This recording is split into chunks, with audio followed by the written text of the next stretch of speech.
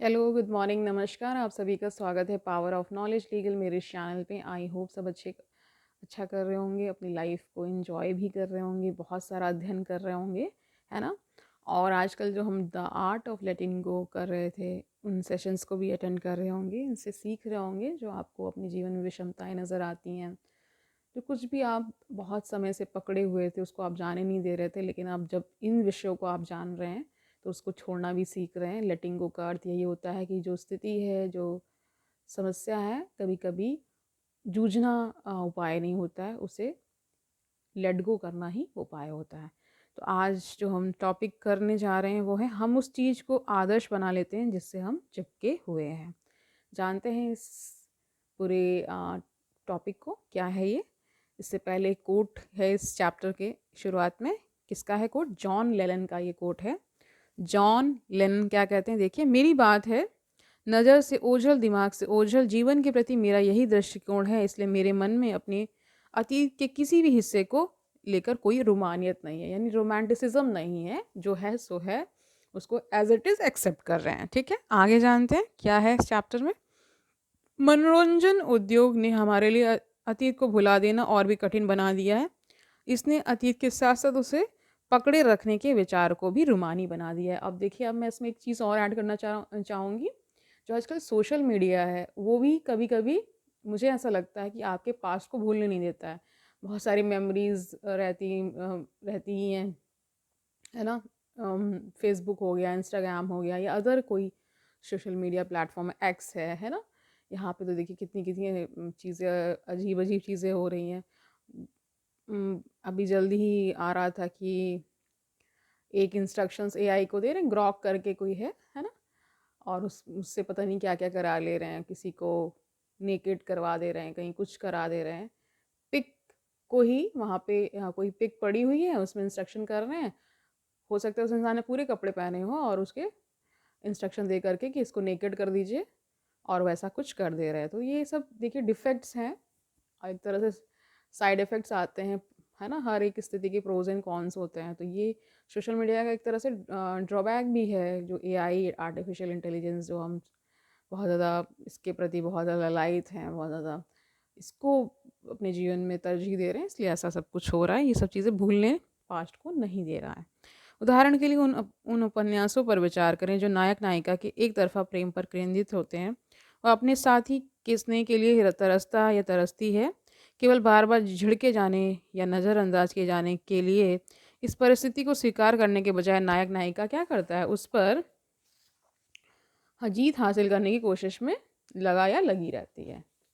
ठीक है, एक तरफा प्रेम तो वैसे ही बहुत घातक होता है। पुस्तक के अंत तक नायक नायिका आमतौर पर सफल हो जाता है और सब लोग हमेशा के लिए खुशी से रहने लगते हैं। या उन फिल्मों पर विचार करें जो किसी पिछले युग पर केंद्रित होती हैं। उदाहरण के लिए 1940 का दशक, मध्य युग, पुनर्जागरण आदि। भले ही वह अवधि हिंसा और रक्तपात से चिन्हित थी, उसे नायक और विभिन्न परीक्षणों एवं कष्टों के माध्यम से उसकी यात्रा पर ध्यान केंद्रित करके रोमांटिक बना दिया गया। देखिए, जो बहुत सारे लोग होते हैं, या हम सब भी बचपन में फिल्मों से बड़े इंस्पायर रहते थे कि प्रेम ऐसा होता है, प्रेम ऐसा नहीं। वो जो आपका रियल वर्ल्ड है वहाँ पे चीज़ें बहुत अलग हैं। और अ, वो तो हर चीज़ एक फ्रेम को अच्छा दिखाने के लिए करते हैं ना। आप ज़रूरी थोड़ी कि आपके साथ वो सब अच्छी अच्छी चीज़ें होंगी ही होंगी। जीवन है, किसी के जीवन में बहुत कष्टमय इवेंट्स हैं, किसी के जीवन में कम है, किसी में आप अपने आसपास देख ही रहे होंगे कैसा जीवन रहता है हम सबका। इसका हमारे मानस पर दिलचस्प प्रभाव पड़ा है। मानस यानी ये आपके मन पर। ठीक है, ओके फाइन।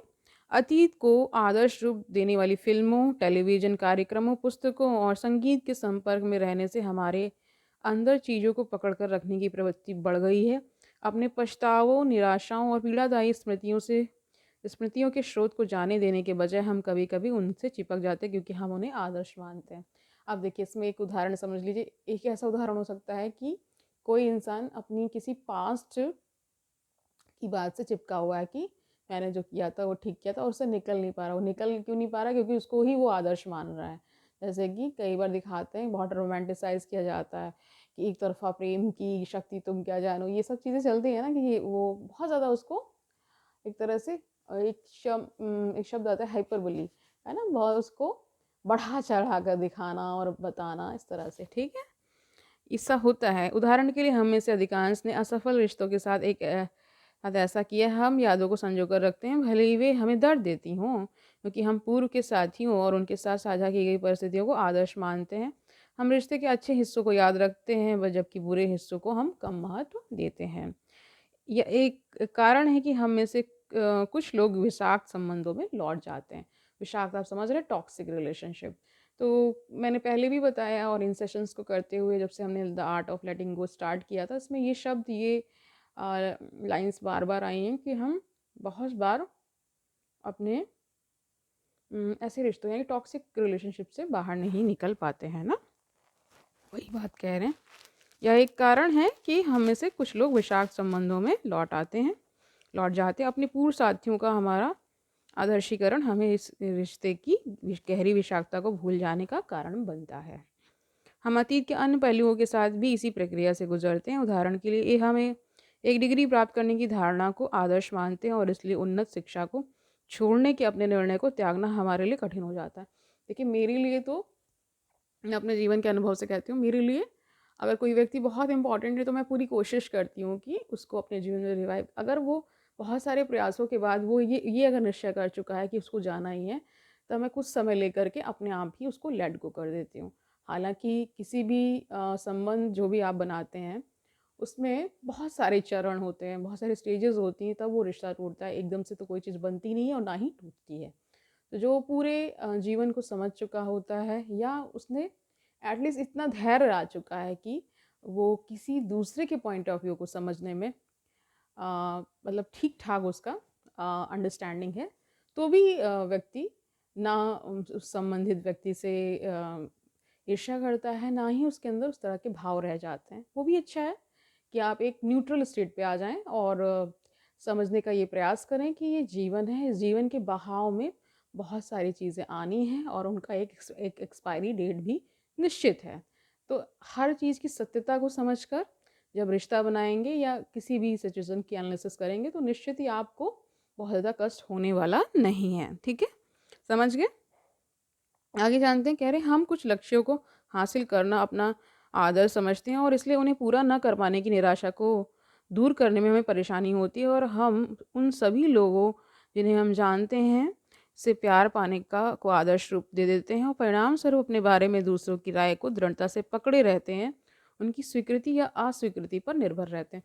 तो देखिए, सामने वाला जो भी व्यक्ति है, अगर उसको आप रिमोट कंट्रोल दे देंगे अपनी लाइफ का, तो फिर वो जैसे चलाएगा फिर आपको वैसे चलना पड़ेगा। अगर आप अपनी जो भी जीवन है, अगर उसको ठीक तरीके से अपने हाथ में अपनी बागडोर रखेंगे तो ज़्यादा सही है। फिर जो भी रिperकशंस होते हैं उनको आप स्वयं ये समझ पाते हैं कि मेरा किया हुआ है और मुझे इसको झेलना है। दूसरा कोई करता है तो ज़्यादा बुरा लगता है कि इनकी वजह से हो गया, उनकी वजह से हो गया, इस तरह से, है ना।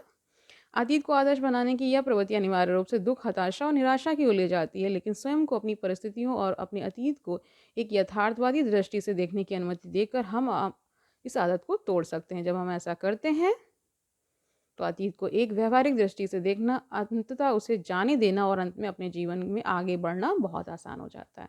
यहाँ पे लेखक कह रहे हैं, डेमन जेहरिट्स क्या कह रहे हैं कि अपने जो आपका जो पास्ट है उसको आप एक प्रैक्टिकल अप्रोच के साथ देखेंगे, यानी उसमें जो उसका व्यवहारिक पक्ष है कि अगर कोई आया है तो उसका जाना भी निश्चित है। अगर कोई स्थिति बेकार हो गई वो ठीक भी होगी, समय दीजिए, है ना। और अगर कोई इंसान आपसे बहुत ज़्यादा रुष्ट हो गया है, आपसे गुस्सा है, तो उसका भी एक अगर उसका एक बॉइलिंग पॉइंट था तो उसका एक सैचुरेशन पॉइंट भी आएगा। समय थोड़ा-सा, कहते हैं समय हर जख्म को भर देता है।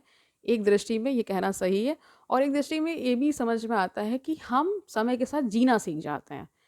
हमें जब पहली बार कोई चीज़ ट्राई करती है तो ज़्यादा बुरा लगता है, फिर धीरे-धीरे हम उसके अभ्यस्त हो जाते हैं और समझ जाते हैं कि ये जीवन का पार्ट है। ठीक है, व्यावहारिक पक्ष भी देखेंगे और साथ साथ में इमोशनल पक्ष को एक बैलेंस लेते हुए, उसका एक बैलेंस क्रिएट करते हुए चलेंगे तो अच्छा रहेगा। तो एक समय ऐसा आना चाहिए जब आप ये समझ जाएं कि लेट गो करना आसान है और मैं इसे कर सकता हूँ।